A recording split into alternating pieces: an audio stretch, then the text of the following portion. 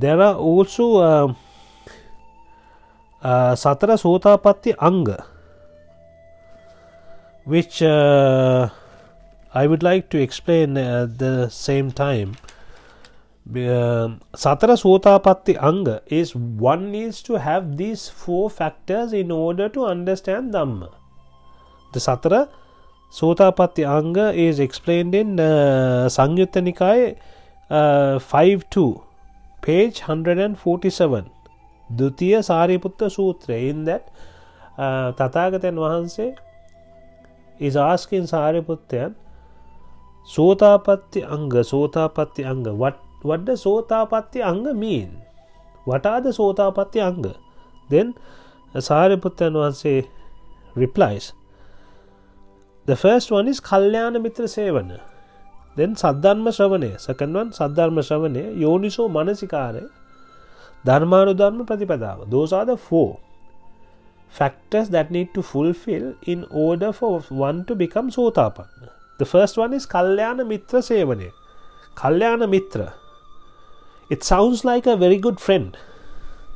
It is a very good friend. It is the best friend actually, in terms of transcendental meaning. And that friend should be a noble person. Only a noble person can explain Dhamma to another person and make the other person Sothapanna. A person who's not Sothapanna can't make another person Sothapanna. So can't explain the Dhamma, because one can only explain what that person comprehended. You can't explain something that you don't know and make another person understand. So that person has to be a noble person. That is the first one. Second one is Saddharma Shravane. One should be listening to Dhamma. Again, it says in the Sangyutta Nikaya 5.2, 147 page, Dutiya Sariputta Sutra, it says Saddharma Shravane is something that one must do in order to become Sothapanna. Then third one is Yoniso Manasikare. Yoniso Manasikare is putting this into your real life situations, the Dhamma into your real life situations, and trying to understand, having the focus as well, right? And Dharmanudharma Pratipadava. Dharmanudharma Pratipadava is at the time that person has to be in a Vinivarana Mohota, where there is no Pancha Nivarna active at the time.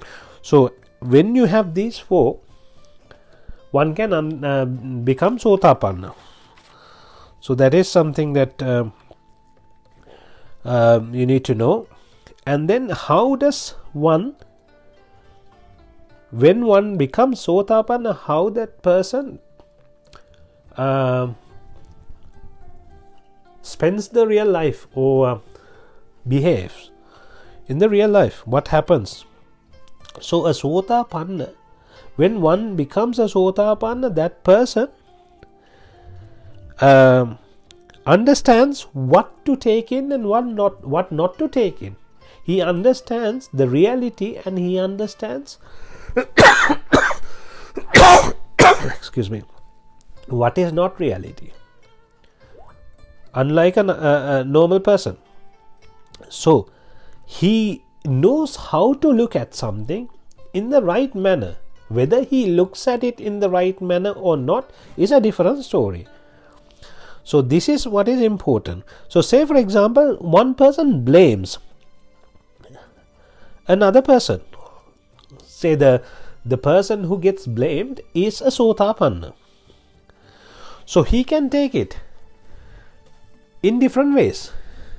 He knows when someone is blaming, it's words, right? Words are not going to hurt his or her ears, right? So that person should know that it's only going to hurt the mind or the his feelings or her feelings. So that is something that you create in your mind. So that is what this person understands. This person knows, okay, if I attach or if I attach with raga, or if I attach with dvesha, is when I am going to suffer. So what is the point in attaching with raga or dvesha when I am hearing something? I am just hearing a noise, end of the day. Right? So that is how he will look at it. But he has the option to look at it that way or not look at it that way. That is a different story. So he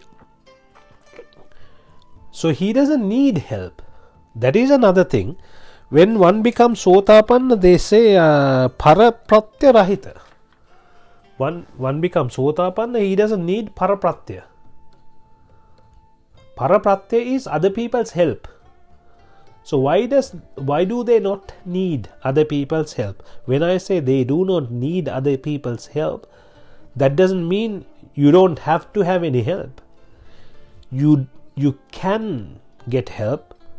It helps if you have help from others, but you don't have to have help. You know where to go. You have seen the light. You know where to go. You know how to go. When you become Sothapanna, you know how to walk the path. Right? You might have questions, but you know what to do. You know what is Nibbhana. You know what Nibbhana is and how to achieve Nibbhana. Raga khayo Nibbhana, dvesha khayo Nibbhana, moha khayo Nibbhana. You understand that. So you understand that when you get rid of the raga, you are going towards Nibbhana. When you get rid of the dvesha, you're walking towards Nibbhana. When you're getting rid of the moha, you are walking towards Nibbhana. When you are increasing raga, dvesha, moha, you are walking away from the Nibbhana. So you know which way to go. No one has to teach you. Step by step.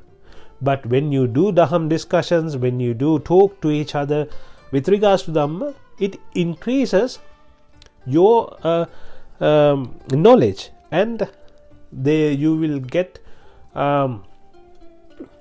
you will understand easier ways, and you might find different approaches, and you might find a better approach to walk the path.